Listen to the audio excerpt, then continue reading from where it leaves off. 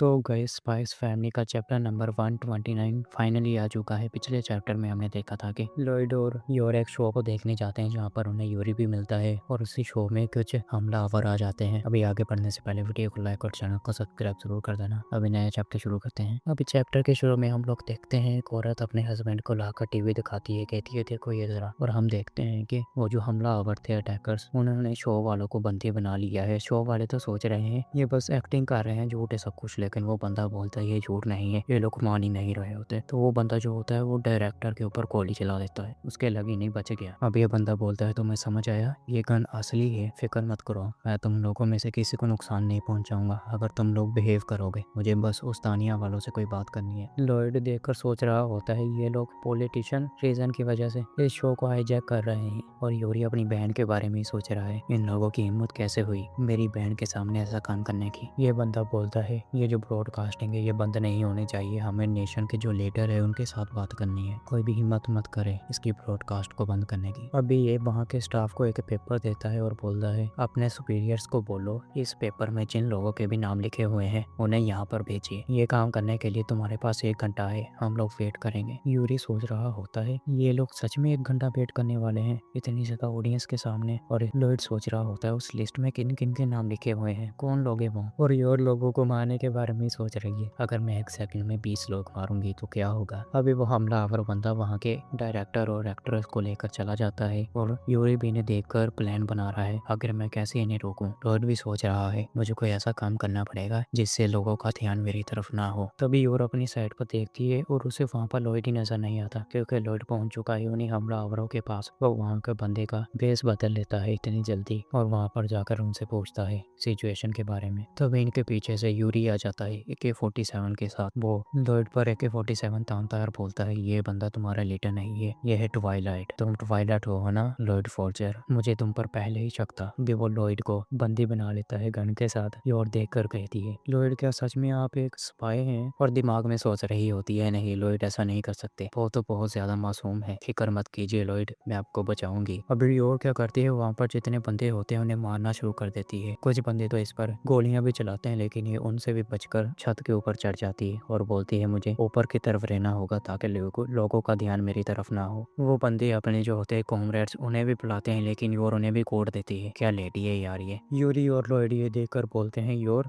ये तुमने कैसे किया, कहीं तुम कोई असासिन तो नहीं हो। योर बोलती है नहीं नहीं, मैं तो बस एक जॉब करती थी पहले छत को साफ करने वाली, वहां से मैंने ये सीखा था। लॉयड योर से बोलता है लेकिन फिर भी तुम्हारी ये हरकतें देखकर अन्या के भी दिमाग पर बुरा असर पड़ेगा, इसलिए मैं तुम्हें तलाक दे रहा हूँ। और फिर हमें पता चलता है ये सारा योर का ख्याल था, असल में कुछ नहीं हुआ, बस वो सोची जा रही है सब कुछ। लॉयड भी इसे देखकर परेशान हो रहा है बेचारा। यूरी सोचता है कि मेरी बहन को बहुत ज्यादा मुश्किल हो रही है, मुझे कुछ तो करना पड़ेगा ताकि मैं अपनी बहन को बचा सकूं। तब ये बाहर भाग जाता है। वो लोग जो होते हैं इसके ऊपर गोलियां चलाना शुरू कर देते हैं। योर इसे पीछे से आवाज लगाती है लेकिन ये योर को वहां पर रोकने के लिए बोल देता है। तो वो गन वाला बंदा योर की तरफ देखता है और उसे बोलता है क्या तुम भी उसके साथ हो, और योर के ऊपर गोली चला देता है जिसकी वजह से योर के 2 बाल जख्मी हो जाते हैं। लिटरली 2 बाल टूटे हैं उसके। ये देखकर यूरी को इतना गुस्सा आता है कि तुमने मेरी बहन के 2 बाल मर्डर कर दिए, और वो वहाँ के बंदे की गर्दन ही उड़ा देता है गुस्से में। तो अभी वहाँ पर कुछ और बंदे आ जाते हैं गन्स के साथ, वो अंधाधुंध फायरिंग कर देते हैं यूरी के ऊपर और उसका क्या हाल कर दिया बेचारे का। योर भी उसके साथ बैठी हुई है जो बहुत ज्यादा उदास है। और फिर हमें पता चलता है कि ये सारा कुछ यूरी का ख्याल था, असल में कुछ नहीं हुआ ऐसा। अब ये सभी लोग बहुत ज्यादा टेंशन में हैं और टाइम भी गुजरी जा रहा है। तो लॉयड और यूरी इकट्ठे ही हाथ ऊपर खड़े कर देते हैं और बोलते हैं मुझे वॉशरूम जाना है। एक दूसरे को देखकर सोचते हैं अरे यार ये क्यों मेरे काम में दखल दे रहा है, मुझे अकेले काम करना था। अब वो जो होते हैं हमलावर बनते वो इन्हें इजाजत दे देते हैं और बोलते हैं एक बारी में सिर्फ 2 लोग ही वॉशरूम में जा सकते हैं। अब ये दोनों इकट्ठे बाहर चले जाते हैं और योर अकेली रह चुकी है फार्म में। वो सोचती है कि अब लॉयड और यूरी जा चुके हैं, मैं कुछ कर सकती हूँ, लेकिन तभी इनके पीछे से वो दोनों वापस भी आ जाते हैं। वो दोनों कुछ कर ही नहीं पाए एक दूसरे की वजह से। अभी योर खड़ी हो जाती है तो वो हमलावर बंदा